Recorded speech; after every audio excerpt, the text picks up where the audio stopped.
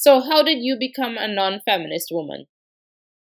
Yeah, so growing up in Russia, I thought that feminism was a positive thing. So feminism was about a bunch of brave women who decided to fight for other women and make sure that we have rights to vote, we have rights to go to college. And I had a very positive idea of what feminism is. So basically, I thought that feminism is what it was during the first wave and part of the second wave of feminism. Mhm. And then I came to America, and in school, I was still like a teenager. I didn't think too much about it. But then I went to college, and I got exposed to a lot of the feminist ideas. Some of my professors were feminists, and I started noticing that something was seriously off here, like seriously off, Mhm. right? I started noticing that they express ideas that I consider to be harmful, and and I just noticed that they were straight up lying about women and what women are, and that started my exit from feminism, really. Because before that, I thought that it was a good thing, and I sort of identified myself with the movement. Which But I just yeah. ideas do you think are harmful? Which ideas specifically would you say Yeah, are? so a bunch of different things. Mhm. Number one, they say that women are weak and women are fragile. Women are, in this really dangerous world, and there's so much violence against women specifically.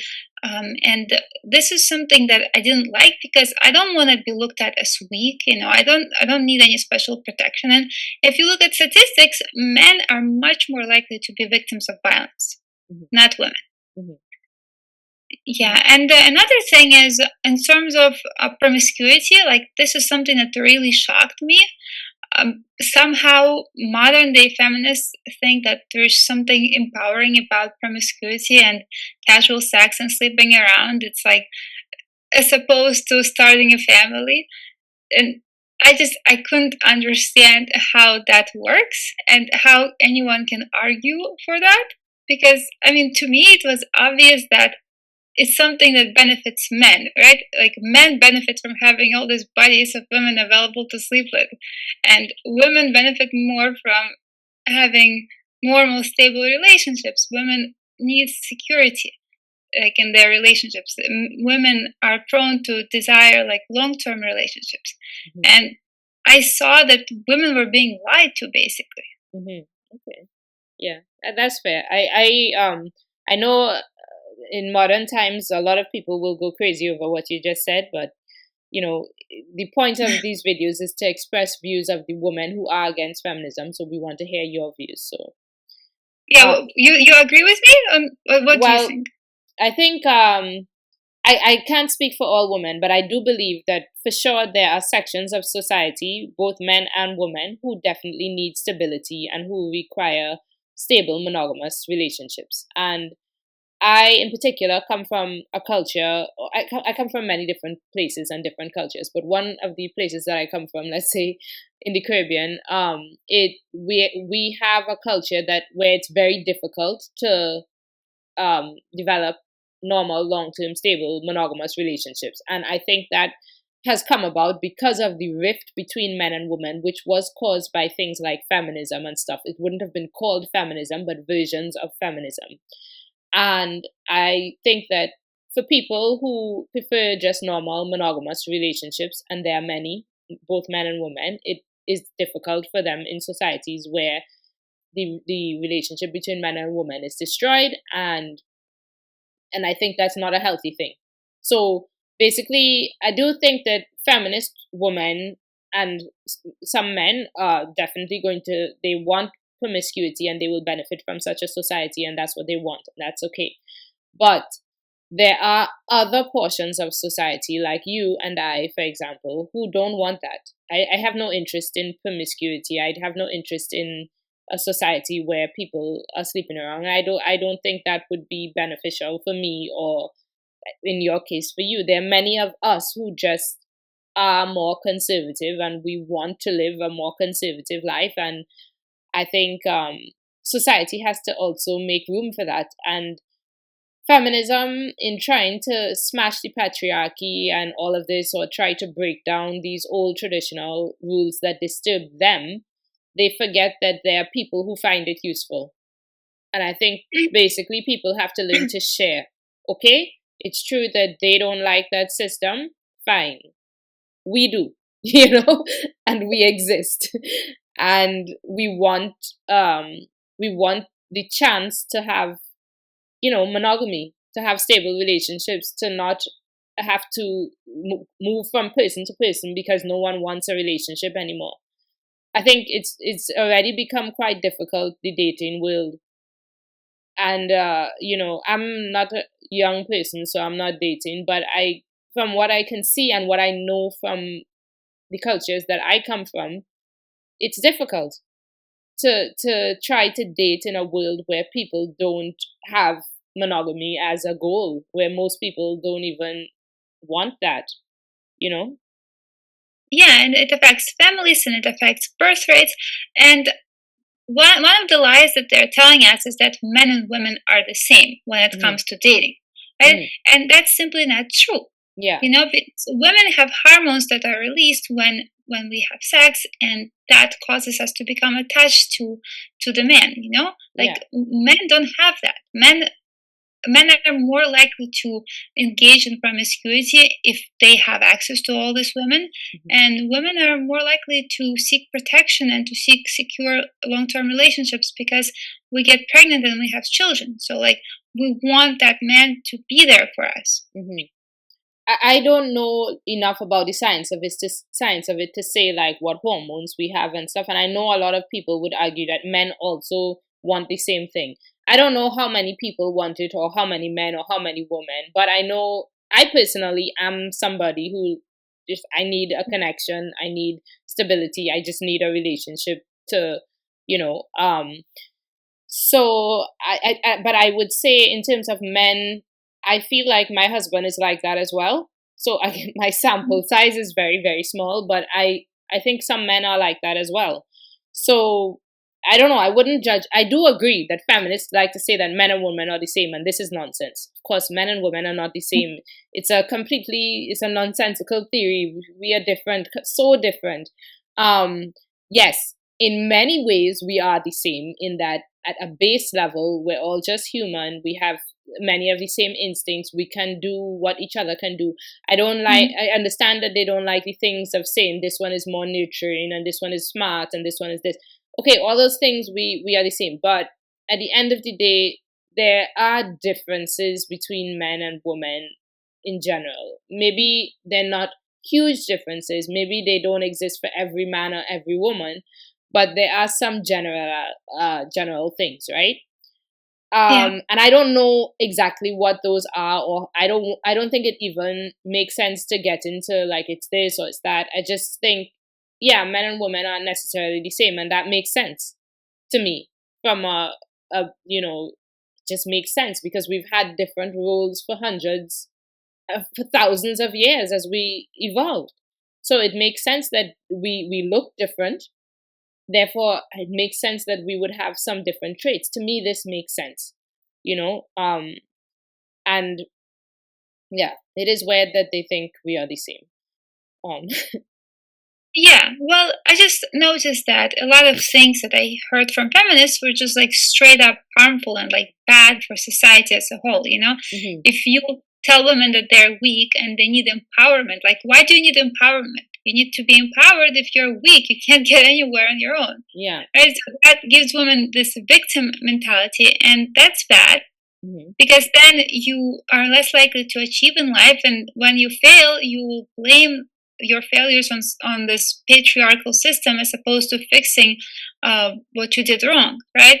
And with promiscuity, it's just even we can argue, let's say some people want to be monogamous, for some people it doesn't work, but I think we can agree that it's not a good thing to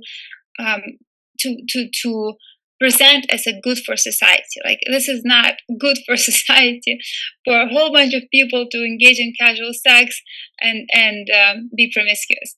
So I just noticed that they were arguing for those things that were just really bad from all kinds of different perspectives. Okay. Yeah. Do you believe that we live in a patriarchy? Well, I believe that we live in a world where men do hold some positions of power and men do accumulate a lot of wealth in society. Like if you look at like the government, let's say, most people in the government are men, right? And if you look at the list of millionaires or billionaires, most people will be men. So that's true, but I don't think we live in a patriarchy because patriarchy would mean that like that system is dominated by men and men like exert this control and it's like a tyrannical system, and I don't think that's true because while it's true that men hold a lot of wealth and power, some men, it's a tiny majority of men that tiny minority of men that do. So many men are homeless on the streets, most people who are homeless are men. Like most people in jails are men. Like if we look at suicides, like most people who commit suicides are men. So it's like it's a wide distribution, and men are more likely to be on the top, and they're more likely to be on the bottom too. It's like, and then it evens out. Okay. Yeah, and women have a lot of power, but in different ways. Like we are the largest voting bloc, right? Because we are the majority, and we are the largest spending bloc, and a bunch of different things. Like we raise children, like that's huge. Yeah, that's huge. I agree. Having access to raising children is a way to influence society. That is huge, and women are mostly in that position. So I don't see how we would raise children to hate women. This is, it's an absurd thing. We are the ones raising children. Why are we raising these misogynist children? Everything is misogynistic. Like, whatever we don't like, it's either racist or it's misogynistic, right? Yeah. So what are your thoughts on traditional gender roles? Well, I think they're important because if we look at history as a whole, let's say, I love history, I subscribe to Archaeology magazine. So if we look at history as a whole, whatever geographic location you take or whatever, time period, we will find those traditional gender roles, right? Like they just developed on their own. It's not like they were enforced on people by some evil system. It's like we go to South America, we go to Australia, we go to Asia. You find those traditional gender roles. Like men, for the most part, are breadwinners, and women take care of the children.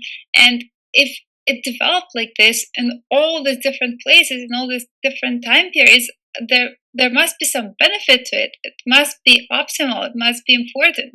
Okay. So that makes sense to me. I tend to agree. I know many people wouldn't agree again, but I tend to agree that traditional gender roles are present throughout the whole world in many different cultures, similar gender roles, and I think they're there for a reason. Because because they tend to work for many people, not everyone, but for many people.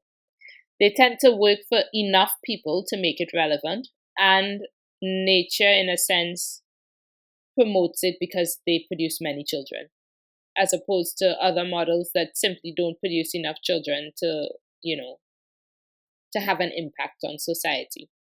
So, like you said, the birth rates are low, but traditional gender roles allow for children to be born, basically.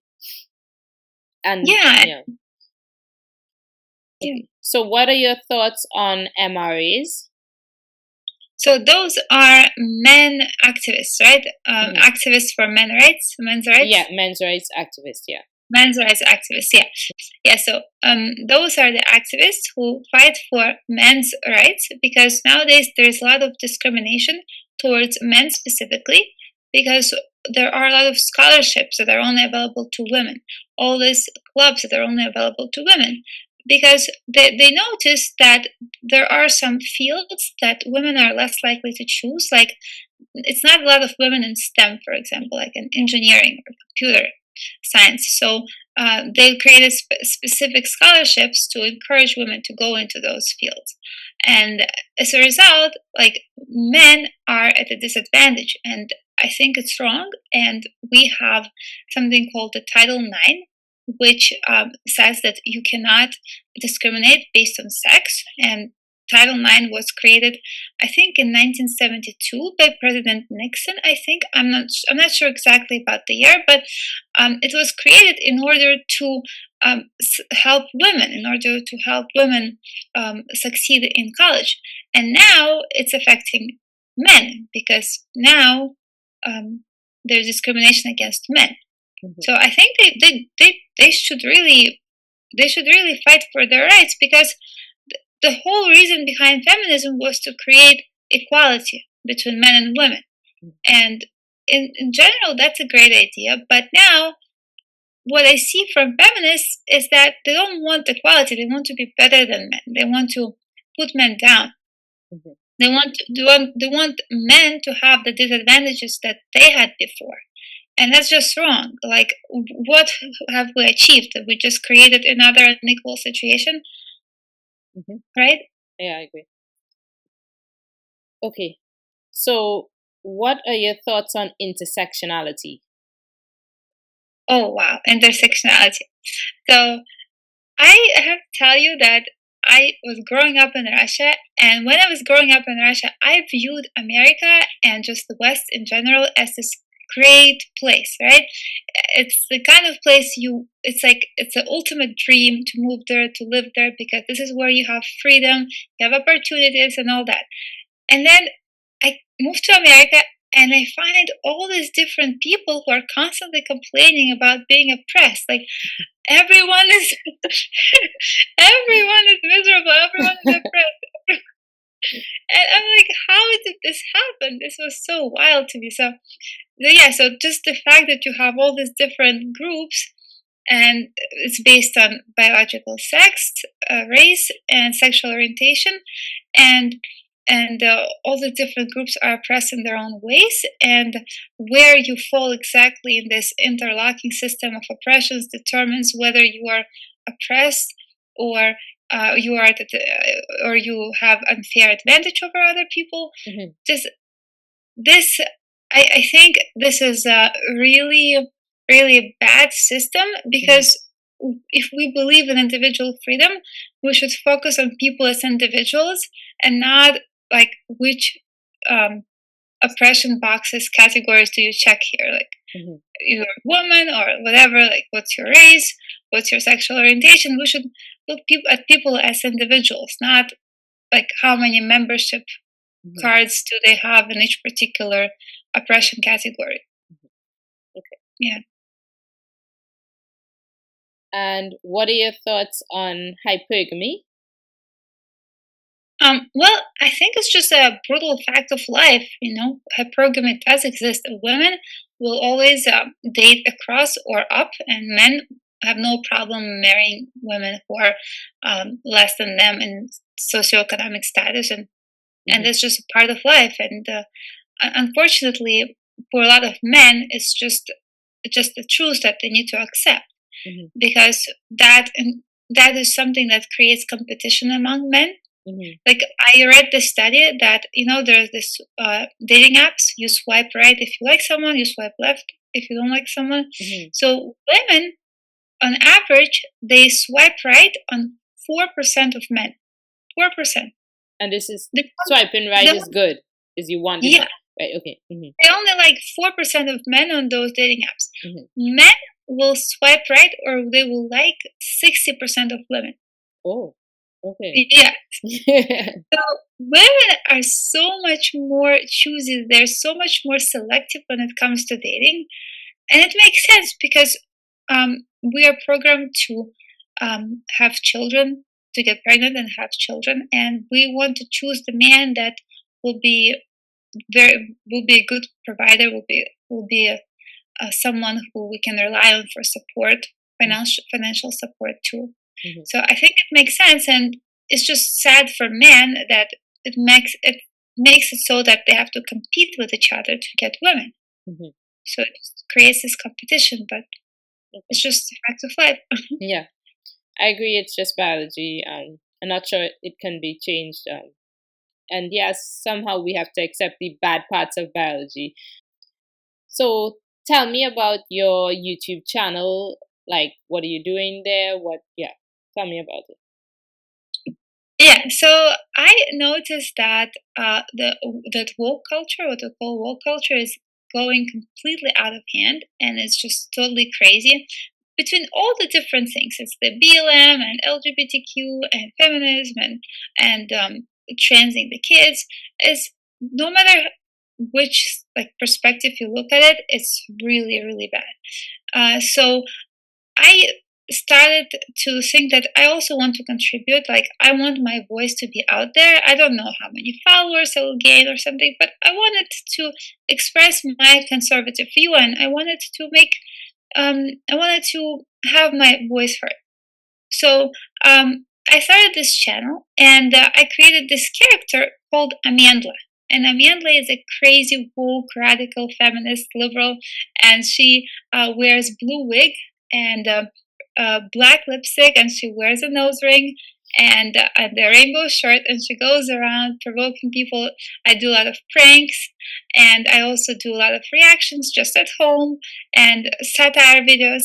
So I pose as this kind of crazy person, and I try to expose the whole craziness of woke culture, Okay. basically. Yeah. So the next question I want to ask, so if you had to sum up your views on feminism, like how would you what would you say to the world about feminism? What are the core things that you feel about feminism? I think that they achieved a lot of important objectives. I think it was great that they got women the right to vote. It was great that women now have an opportunity to go to college. But I think they should focus on justice and not necessarily on full equality, because men and women are not the same, and you are not going to achieve full equality of outcome.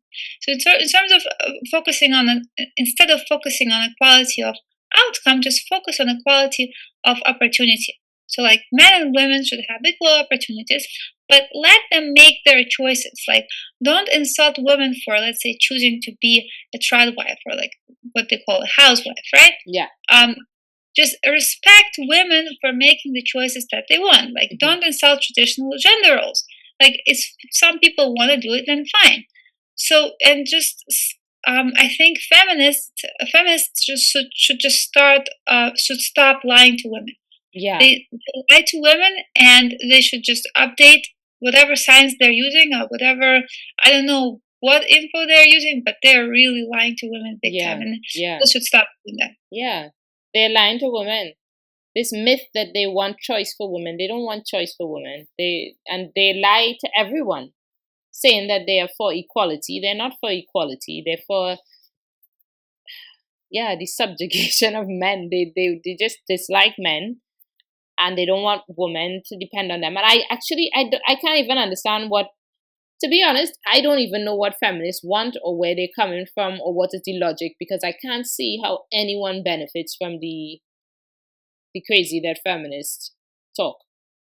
I don't see that women benefit. I don't see that men benefit. I don't know who benefits. Well, they benefit. They enjoy feeling, progressive and righteous, and it's virtue signaling, a lot of it. Yeah, and they're inconsiderate of women. There's so many women who are conservative and enjoy conservative lifestyles and so on, and they completely ignore these women. Yeah.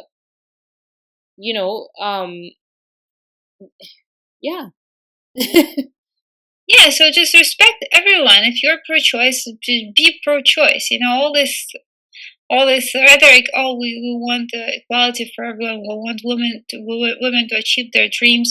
Okay, fine. So, like, for example, studies show that most women by the age of 30 will prioritize their families rather than work. But they tell all women the most important thing that you will ever have in your life is work and career. But it's simply not true. Like, look at every single study. They will tell you that for most women, by the age of 30 or beyond that, family is more important. So a lot of women end up focusing on their career, and by the time they want to have kids, it's too late. So, like, I know some people that are very miserable now, like women who are struggling with fertility problems because they were told that you need to succeed in this patriarchal society, you need to go have your career, and now they're like in their late 30s trying to have children, and yeah, it's Yeah, tough. I can imagine. Okay, well, thanks for interviewing.